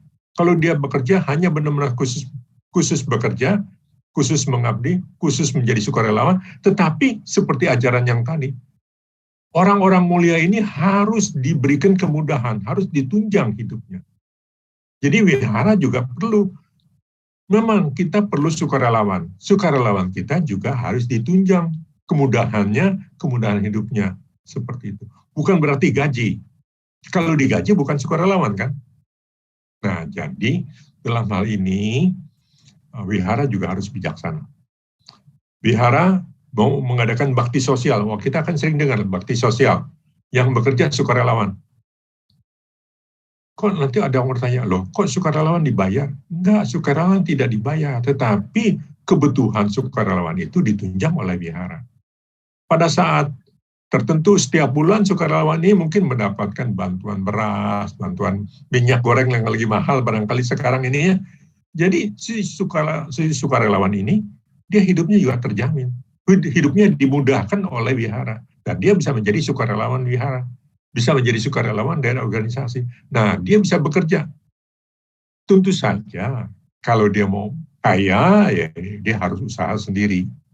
Bisa saja orang yang kaya, dia menjadi sukarelawan. Apa yang dia bisa bantu? Dengan kekayaannya dia. Tapi yang tidak punya uang, bantu dengan waktu dan tenaganya. Bantu dengan keahliannya.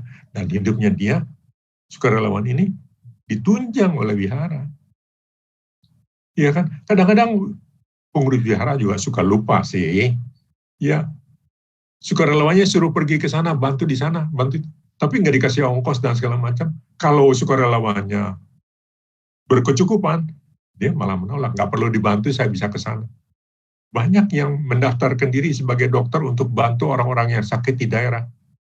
Ya tinggal dia diberikan transfer, datang ke sana, nggak perlu digaji, dia bisa mengobati pasien-pasien di sana dan kembali lagi.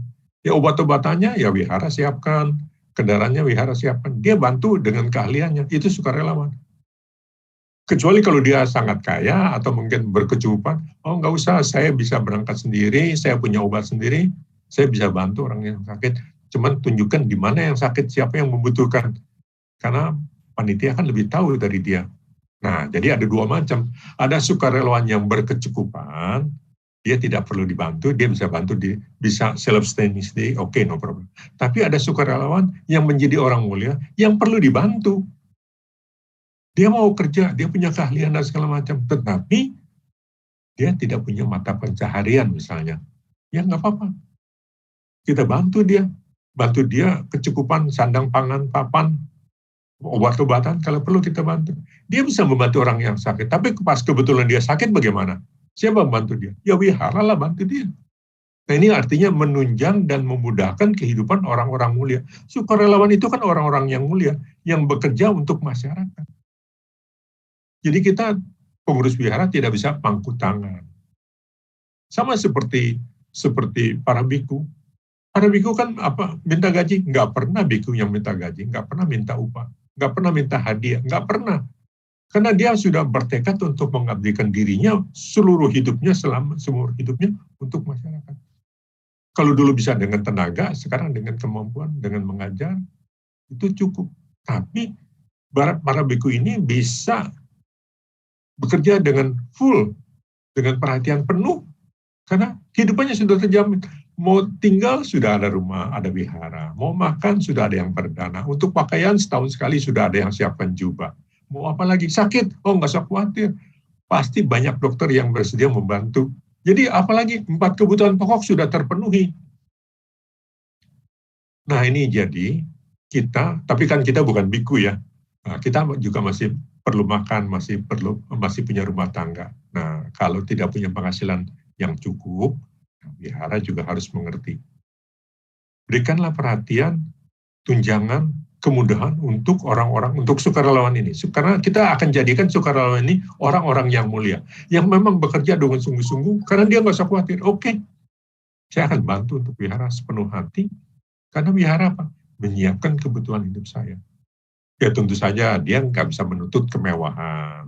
Karena ini dananya dana masyarakat kan, dana umat kan, yang diberikan ke wihara, dan wihara akan menyalurkan, bukan untuk disimpan saja, menyalurkan untuk kebutuhan umatnya, untuk kebutuhan masyarakat. Inilah, jadi tadi dari 7 syarat kesejahteraan bangsa ini kita terapkan. Syarat yang ke-7 itu kepada wihara kita, kepada sukarelawan kita. Jadi kita bisa punya sukarelawan yang benar-benar bekerja untuk wihara kita, untuk umat kita. Kita terima dana dari umat, kita kembalikan kepada umat. Kita sejahterakan orang-orang mulia kita, sukarelawan kita. Ini jawaban saya. Ya, terima kasih. Ya, terima kasih banyak Romo. Jadi dibutuhkan hubungan timbal balik yang harus baik ya Romo. Misalnya dalam lingkup wihara, antara wihara dan juga sukarelawan, dalam hal ini biku, Namun sukarelawan di wihara tidak hanya para biku, para sangha, ada juga yang umat awam, dan biasanya seseorang yang memutuskan menjadi sukarelawan, beliau sudah sadar resiko yang akan dihadapi. Mungkin masih berumah tangga, mungkin masih ada tanggungan atau kewajiban lain. Untuk itu, seorang sukarelawan tentu tidak akan berkata, saat ini saya sedang kekurangan materi atau kebutuhan pokok, tapi kita sebagai umat atau mungkin kita memiliki peranan yang strategis sebagai pemimpin wihara, kepekaan kita, kebutuhan yang kurang apa yang belum, kita sama-sama gotong royong untuk membantu. Jadi ada timbal balik. Mereka memberikan jasa, kita memberikan bantuan juga. Seperti itu. Ya. Moderator kita pandai sekali ini. Bisa mengulas, bisa mengulang persis seperti apa yang saya sampaikan. Ya, mudah-mudahan umat yang mendengarkan bisa lebih jelas lagi ya. Sadu. Ya, jika tadi adalah pertanyaannya seputar tentang kehidupan sosial, bisa dikatakan seperti itu, Romo. Nah, sekarang saya akan membacakan pertanyaan dari Saudari Mirantika. Ini pertanyaannya lebih ke kenegaraan. Berikut pertanyaannya. Berbicara tentang pendekatan makro, negara kita bisa berkontribusi untuk, tentang pendekatan makro, kita bisa berkontribusi untuk negara. Tetapi, jika kita lahir di negara yang jauh dari kesejahteraan, bagaimana kita bisa berkontribusi? Sama seperti pemimpin yang melawan arus, berbeda dari yang lain, tetapi pemimpin begini malah banyak musuh. Bagaimana agar pemimpin tetap teguh untuk berkontribusi bagi negara walaupun banyak musuh? Jadi saya izin mengulangi pertanyaan yang pertama, bagaimana kita berkontribusi kepada negara? Pertanyaan kedua, bagaimana agar seorang pemimpin tetap teguh berkontribusi walaupun ia merasa banyak musuh karena ia prinsipnya berbeda. Ya, terima kasih. Silakan Romo. Iya, sebenarnya Sang Buddha juga mengajarkan kepada kita dasar Raja Dhamma ya, ada 10 syarat pemimpin. Dan itu bisa kita bisa baca. Tetapi yang paling pertama sekali, bahwa kalau kita mau kontribusi berarti kita harus berdana ya. Dana, tenaga, uang, dan segala macam dana. Kalau kita kalau kita mau dana berarti kita harus punya kelebihan dong. Kalau nggak punya kelebihan nggak bisa dana kan. Kita ada kelebihan waktu, kita bisa dana waktu. Kita punya kelebihan keahlian, kita bisa dana keahlian. Apa saja kita harus punya lebih. Itulah pemimpinnya. Nah sekarang kalau seperti itu, kita mungkin hidup di negara yang miskin. Ya, kita hidup di negara miskin. Kita hidup negara yang yang kacau balau dan segala macam. Bagaimana kita bisa kontribusi? Nah, di sini perlu keahlian kita. Kita lihat level kita lihat kemampuan kita. Kita hanya bisa dalam lingkungan RT, ya di dalam lingkungan RT. Kalau kita punya kemampuan dalam lingkungan RW, kita dalam lingkungan RW. Coba kalau ditanya, mau jadi pengurus RT, jarang yang mau. Kalau yang mau, ya koruptor atau mengkorupsi, dia mendapat keuntungan dari keuangan, dari kas RT. Nah, ini kan bahaya. Nah, tetapi kita bisa kontribusi sesuai dengan level kita. Bantuan kepada negara, sumbangan tenaga kita kepada negara bukan hanya jadi pejabat tinggi, bukan. Menjadi pemimpin masyarakat, menjadi pemimpin golongan, itu dia. Kalau kita bisa jadi partisipasi kita harus lihat, seperti yang saya katakan, kita harus punya kemampuan. Kemampuan apa sih yang lebih? Kalau misalnya kita dikatakan tadi, wah banyak orang yang tidak suka, ya kita harus tahu diri ya, jangan terlalu menonjol, tapi banyak yang kita bisa bantu. Kalau kita ingin menonjolkan diri, mungkin kita akan diserang. Seperti kalau pohon yang tinggi kan mengundang angin yang bertiup ya, makin tinggi makin besar angin yang bertiup. Tapi kalau kita, ya pohon-pohon yang kecil kita bisa melindungi yang kecil. Dari kecil kita bisa, nanti lama-lama kita bisa bantu di level yang lebih besar. Banyak orang yang tidak suka pada kita bisa introspeksi. Kenapa kita, banyak yang tidak suka pada kita? Apakah kita sombong karena kita terlalu angkuh membanggakan kemampuan kita? Atau kemampuan kita yang tidak mencukupi kita, tapi kita punya ambisi yang berlebihan. Nah ini dia. Jadi kita harus mengenal diri kita sendiri. Kita harus bisa lihat di mana kita bisa mampu. Nah, jadi dengan kemampuan yang seperti ini, kita bisa tahu, kita bisa jadi bekerja dengan lebih efektif dan efisien. Anda punya kemampuan apa? Mengajar. Oh ya, jadi guru. Anda bisa kemampuan merancang, ya jadi perancang. Anda punya kemampuan pengobatan, ya jadi pengobat. Itu membantu 1 orang, 2 orang, 3 orang. Itu pengabdian masyarakat.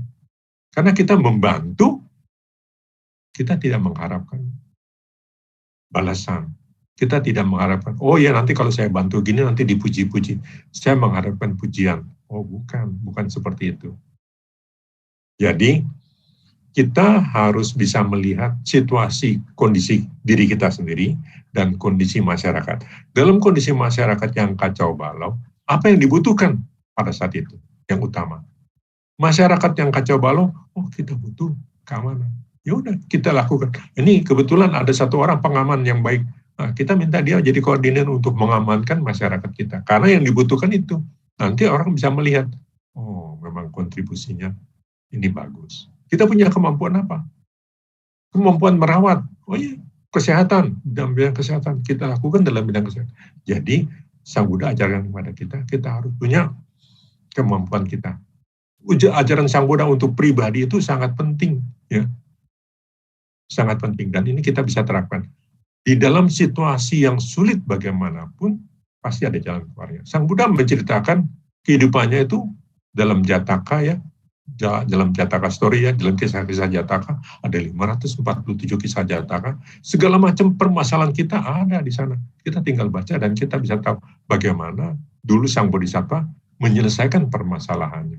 Itu bisa menjadi contoh kita. Tapi yang penting-penting tadi sudah 7 syarat kesejahteraan bangsa, terus juga syarat-syarat menjadi pemimpin, kemampuan kita, ya, Utana Sampada, Araka Sampada, Kalyanamita, Samawijikata. Nah, itu ajaran yang sudah baku ya, dan itulah yang kita gunakan untuk keberhasilan kita, untuk keberhasilan masyarakat kita, untuk keberhasilan negara kita. Ya seperti itu. Jadi kemampuan kita menyelesaikan masalah, kemampuan kita melihat situasi dan mencari solusi, ya, fact finding dan problem solving itu penting. Dan ajaran Sang Buddha itu semua fact finding dan problem solving. Itu Sang Buddha sudah sampaikan. Semua ajaran Sang Buddha, 4 kesenjataan mulia, jalan mulia berunsur 8, itu adalah fact finding dan problem solving. Tidak hanya melihat, oh 4 kesenjataan mulia, pertama bagaimana, kedua bagaimana, ketiga bagaimana, keempat bagaimana. Tapi Sang Buddha mengajarkan bukan cuma hanya ajaran yang seperti itu.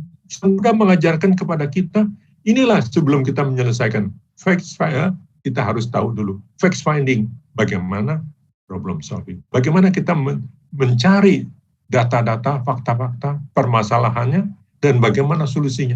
Itu metodenya sudah diajarkan dalam 4 kesenjataan mulia, jalan mulia berunsur 8. Itu, ajaran Sang Buddha bukan cuma hanya untuk kita baca, kita pelajari, tapi ajaran Sang Buddha itu satu metode hidup, metode menyelesaikan masalah. Itu di sana kita sudah baca, dan kemudian kita aplikasikan. Sang Buddha adalah guru yang sangat sistematis. Cara mengajarnya, masalah yang, permasalahan yang ditimbulkan, bagaimana solusinya, itu Sang Buddha sudah ajarkan. Tapi jangan kita baca, oh Sang Buddha ajarkan, ya udah, tapi kita tidak bisa aplikasi kepada masalah. Sang Buddha benar-benar mengajarkan kepada kita fact finding dan problem solving. Itu luar biasa. Ya. Oke, ini jawaban saya. Mudah-mudahan bisa dimengerti dengan baik. Ya, terima kasih Romo. Saya juga izin menambahkan bahwa Bapak bangsa kita juga pernah mengatakan bahwa jangan bertanya apa yang negara berikan kepadamu, tapi bertanyalah apa yang mampu kau berikan untuk negaramu. Dalam hal ini, Sang Buddha juga mengajarkan umatnya, bahkan semua makhluk, sesuai benih yang ditabur, begitulah buah yang akan dipetik. Jadi ketika berkontribusi, seharusnya tanpa pamrih, tidak mengharapkan balasan, karena sudah kewajiban kita sebagai rakyat ini untuk memberikan timbal balik kepada negara kita, begitu ya Romo. Dan Ya. mengenai pemimpin yang dianggap oleh masyarakat seperti banyak musuh, jika yang menganggap satu orang mungkin belum terlalu bermasalah, tetapi jika banyak orang, kita perlu introspeksi apa yang salah dari diri saya. Dibutuhkan kerendahan hati untuk mau merendah sedikit, seperti itu. Selanjutnya adalah pertanyaan terakhir untuk sesi kali ini ya Romo. Ya. Pertanyaannya dari Saudara Lazuardi. Bagaimana negara bisa survive untuk waktu yang lama? Karena politik negara akan mempengaruhi situasi suatu negara. Terima kasih, silakan Romo. Iya, bagaimana satu negara bisa bertahan dengan lebih lama atau sangat lama? Sang Buddha sudah mengajarkan, kalau negara itu bisa menjalankan dhamma, dia akan survive selamanya. Tetapi kalau bangsa itu meninggalkan dhamma, dia akan segera runtuh. Itu dia sudah disampaikan oleh Sang Buddha kepada kita ribuan tahun yang lalu. Jadi tinggal kita, bukan cuma hanya negara, keluarga kita. Kalau keluarga kita menjalankan dhamma, keluarga kita akan survive terus. Masyarakat kita menjalankan dhamma akan survive. Begitu pula bangsa kita, negara kita. Kalau kita menjalankan dhamma, sesuai dengan ajaran dhamma, kita akan survive selamanya. Tetapi begitu banyak orang yang meninggalkan dhamma, yang ingkar pada dhamma, nah itu sudah tanda-tandanya akan runtuh. Itu petunjuk Sang Buddha kepada kita. Pertanyaannya sekarang adalah, apakah kita, bangsa kita menjalankan dhamma dengan benar? Apakah sudah menjalankan dhamma, ajaran Sang Buddha? Dhamma kebenaran, kalau sudah, ya kita akan survive. Tetapi begitu pemimpinnya, rakyatnya, bangsanya tidak menjalankan dhamma, tidak menjalankan ajaran dhamma, tidak menjalankan ajaran kebenaran, kebaikan, nah, itu sudah tanda-tandanya bisa akan terjadi keruntuhan. Ya, ini jawaban dari Sang Buddha yang kita bisa terapkan sekarang dan kapanpun. Pertanyaannya pada diri kita, pada bangsa kita. Ya. Ya. Terima kasih Romo. Selanjutnya nih ternyata masih ada pertanyaan titipan dan memperkirakan durasi waktu sepertinya sangat sayang sekali jika tidak disampaikan. Okay. Pertanyaan dari Saudari Paramita. Terkait dengan banyak umat, ya sebenarnya tidak banyak, meninggalkan agama Buddha.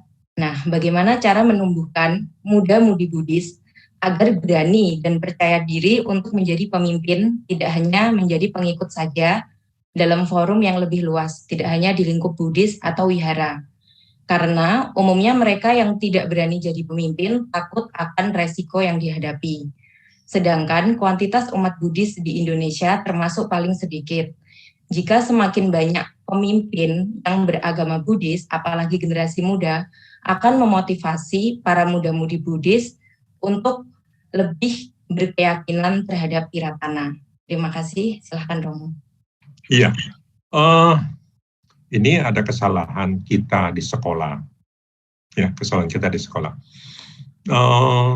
Kesalahan kita di sekolah banyak dulu guru mengajarkan, jangan suka ikut berpolitik, politik itu kotor, katanya seperti itu. Nah, ini dia yang menjauhkan murid-murid kita jauh dari kegiatan politik. Tetapi Sang Buddha sebenarnya bagaimana? Sang Buddha mengajarkan politik. 7 syarat kesejahteraan bangsa, apakah itu bukan ilmu politik? Ilmu politik. Itu ilmu politik. Kita harus tahu mengenai ilmu politik. Bagaimana memimpin bangsa harus kita tahu. Nah, tinggal banyak politik yang berkata A, berkata B, berkata C, berubah-ubah terus. Kita jangan ikuti seperti itu. Karena kita tidak belajar dhamma, ya, yang dalam bidang sosial ini, kita, kalau saya perhatikan ya, kita belajar dhamma 90% untuk kepentingan pribadi saja. Untuk kesejahteraan pribadi, untuk kebahagiaan pribadi. Tetapi yang seperti 7 syarat kesejahteraan bangsa, termasuk hal-hal yang sangat sedikit diajarkan. Tapi kalau hal-hal yang ini sangat sering diajarkan, ya, ini akan menimbulkan keinginan masyarakat untuk belajar. Bidang kita di sini hanya mungkin bidang-bidang yang kecil, tetapi bidang organisasi, bidang politik harus ada umat kita yang bisa masuki. Karena kalau sudah kecil sedikit, banyak yang meninggalkan. Loh, ada juga pertanyaan kepada saya. Loh Pak, umat kita makin lama makin sedikit Pak. Bagaimana caranya ya supaya umat kita banyak? Kalau umat kita makin lama makin sedikit, berarti ada sesuatu yang mereka tidak sukai. Kalau banyak yang suka, pasti banyak yang datang dong. Karena yang sukanya sedikit, ya sedikit yang datang. Jadi kita harus bisa juga memberikan hal-hal yang disukai oleh masyarakat. Ya, yang disukai masyarakat dalam lagu, tarinya. Nah sekarang budaya, termasuk kebudayaan, itu termasuk hal yang sangat sedikit ya di dalam agama Buddha. Maksud saya dipelajari dan dilaksanakan. Hanya dilaksanakan mungkin hanya pada waktu acara-acara besar. Sekolah budaya Buddhis ada nggak sekarang? Rasanya sih belum ada ya. Ya, sendera tari Buddhis, sekolah sendera tari Buddhis ada nggak? Nggak ada. Paling di wihara hanya ada latihan wihara, cuma latihan sendera tari, latihan kebudayaan, hanya sewaktu-waktu mau merayakan Wesak atau hari raya besar. Tapi setelah itu ditinggalkan. Nah ini kegiatan-kegiatan budaya. Karena perkembangannya akan datang, masanya datang. Orang tidak hanya pada dhamma teks ya, pelajaran dhamma yang di buku, tetapi bisa melalui kebudayaan. Justru nanti perkembangan masyarakat kita, agama Buddha bisa berkembang melalui jalur kebudayaan. Dari jalur kebudayaan banyak, bisa diikuti oleh banyak orang. Bukan hanya umat Buddha saja. Kebudayaan ini universal. Tapi kalau kebudayaannya ada nuansa Buddhisnya, ada pelajaran dhammanya, itu bisa menarik. Ya, jadi dengan demikian umat Buddha kita bisa bertambah hal banyak kuantitasnya ya, dan tentu saja juga kita perlu kualitasnya. Karena kesamaan kebudayaan dengan kebudayaan ini dan umat kita juga banyak berkurang. Kenapa? Kalau sudah menikah ikut agama pasangan lainnya.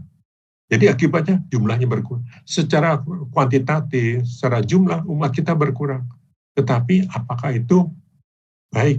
Ya tentu saja kalau dari pemerintahan ini tidak baik karena jumlahnya, statistiknya, karena pemerintah cuma melihat statistik kan.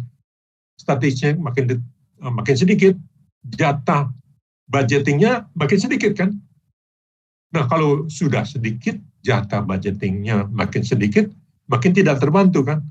Nah, jadi kalau dari segi jumlah material dan jumlahnya, kuantitinya memang kita perlu nambah. Tetapi tidak semata-mata itu. Kita juga perlu menambah kualitasnya.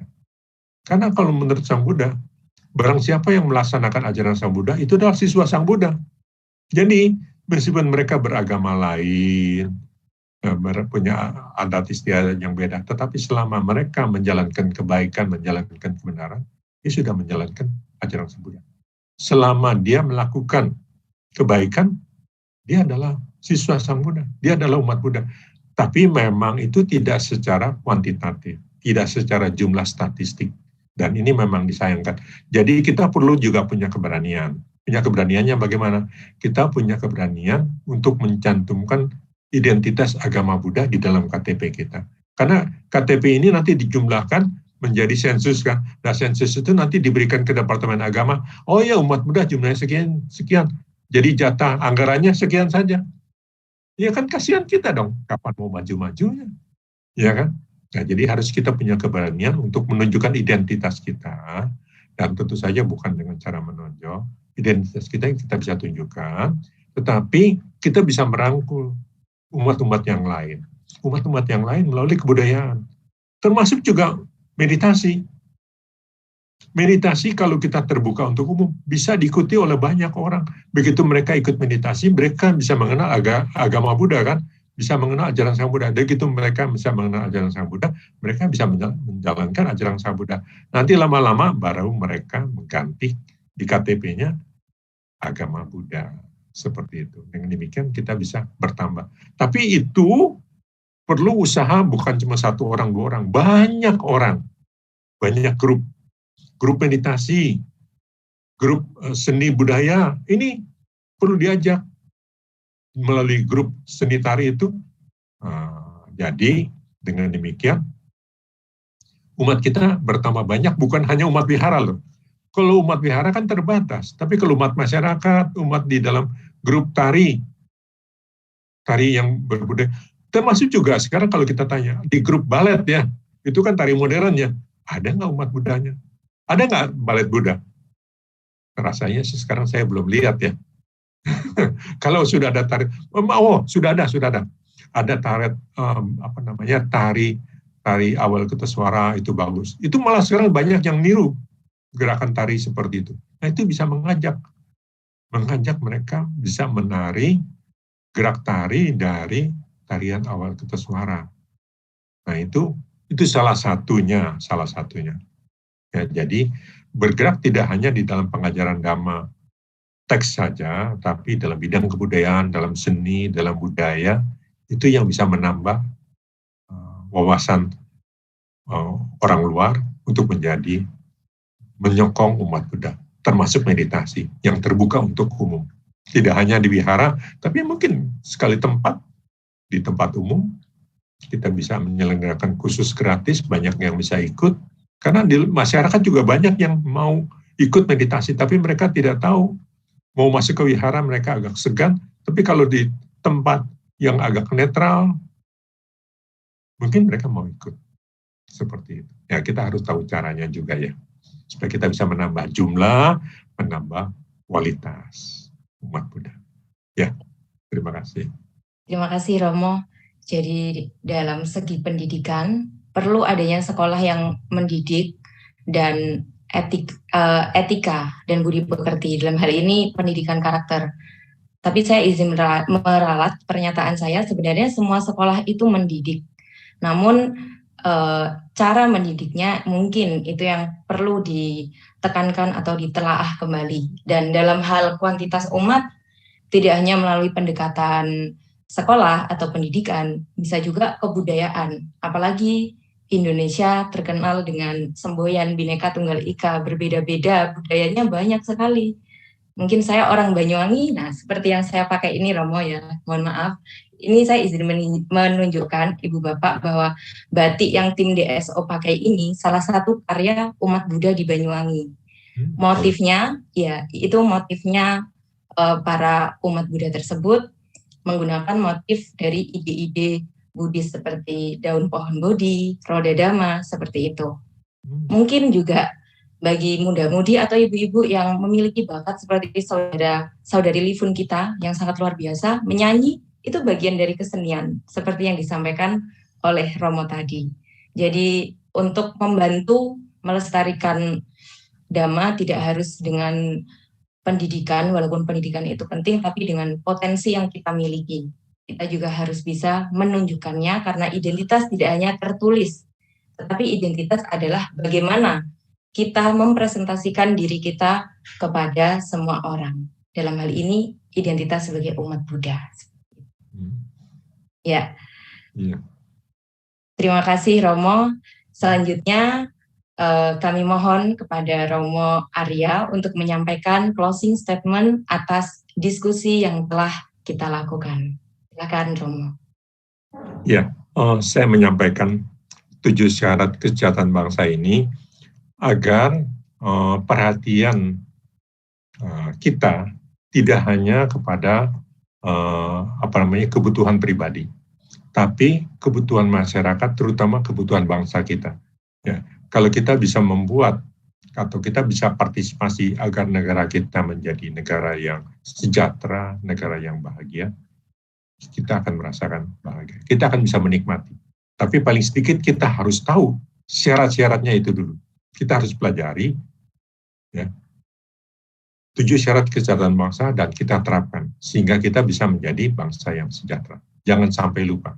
Tidak hanya pelajaran-pelajaran textbook ya, tapi 7 syarat kesejahteraan bangsa ini adalah partisipasi kita kepada masyarakat, kepada bangsa dan negara. Itu yang harus kita ketahui. Bisa kita terapkan dalam masyarakat kita sendiri. Ya, terima kasih. Ya, terima kasih Romo. Semoga kita dapat melaksanakan pesan-pesan yang telah Romo sampaikan dalam kehidupan sehari-hari, agar kita dapat lebih banyak lagi berkontribusi untuk negara, Tetapi jika kita berkontribusi untuk negara, kita juga harus mensejahterakan diri sendiri terlebih dahulu. Bukan berarti egois, tetapi melihat kondisi. Selanjutnya, untuk mengabadikan kebersamaan kita yang sangat bahagia pada malam hari ini, kami mohon kepada seluruh partisipan untuk mengaktifkan kamera, mengambil posisi duduk yang nyaman sambil bersikap anjali, karena operator akan mendokumentasikannya. Silakan operator. Baik, dalam sesi dokumentasi ini saya akan membantu mengambil dokumentasi yang pertama-tama akan dimulai dari nomor 7 terlebih dahulu. Baik, 1, 2, 3, 1, 2, 3. Selanjutnya saya lanjutkan ke moderator. Baik, 1, 2, 3, 1, 2, 3. Baik, selanjutnya saya lanjutkan ke seluruh partisipan. Baik, 1, 2, 3, 1, 2, 3. Baik, terima kasih. Saya kembalikan ke moderator. Ya, terima kasih Ko Jimmy. Ibu Bapak, Romo Ramani, Saudara-saudari Sedama, apa yang telah kita laksanakan pada malam hari ini adalah salah satu bentuk kebajikan. Maka agar semua makhluk yang berhubungan karma dengan kita dapat merasakan hasil dari kebajikan yang telah kita lakukan, marilah kita melimpahkannya kepada mereka, kepada para leluhur kita, kepada seluruh orang, seluruh pihak yang telah berjasa untuk membantu kesejahteraan bangsa kita. Salah satunya pahlawan-pahlawan kita. Untuk itu, kami mohon kepada Romo Arya untuk memimpin Patik Dana pada malam hari ini. Silakan Romo. Ya, Bapak Ibu sekalian, marilah kita pusatkan perhatian kita doakan agar para pemimpin bangsa kita, orang tua kita, leluhur kita dapat terbebas dari semua hal-hal yang buruk, agar beliau dapat menikmati kehidupan, keadaan yang tenang, tenteram, bahagia. Semua hal-hal yang kita lakukan pada hari ini, semoga dapat didengar oleh para almarhum. Kalau para makhluk-makhluk halus, para dewa, dapat menyampaikan kepada para leluhur kita, kepada pahlawan bangsa kita, kepada semua orang yang berjasa, kita doakan agar semuanya hidup berbahagia. Dan juga kepada semua sahabat-sahabat kita yang pada hari ini, yang masih kekurangan, kita doakan agar mereka dapat hidup lebih sejahtera, agar yang sakit mendapatkan kesembuhan, yang putus asa mendapatkan harapan-harapan baru, dan pada akhirnya semoga semua makhluk hidup bahagia. Sadu, sadu, sadu.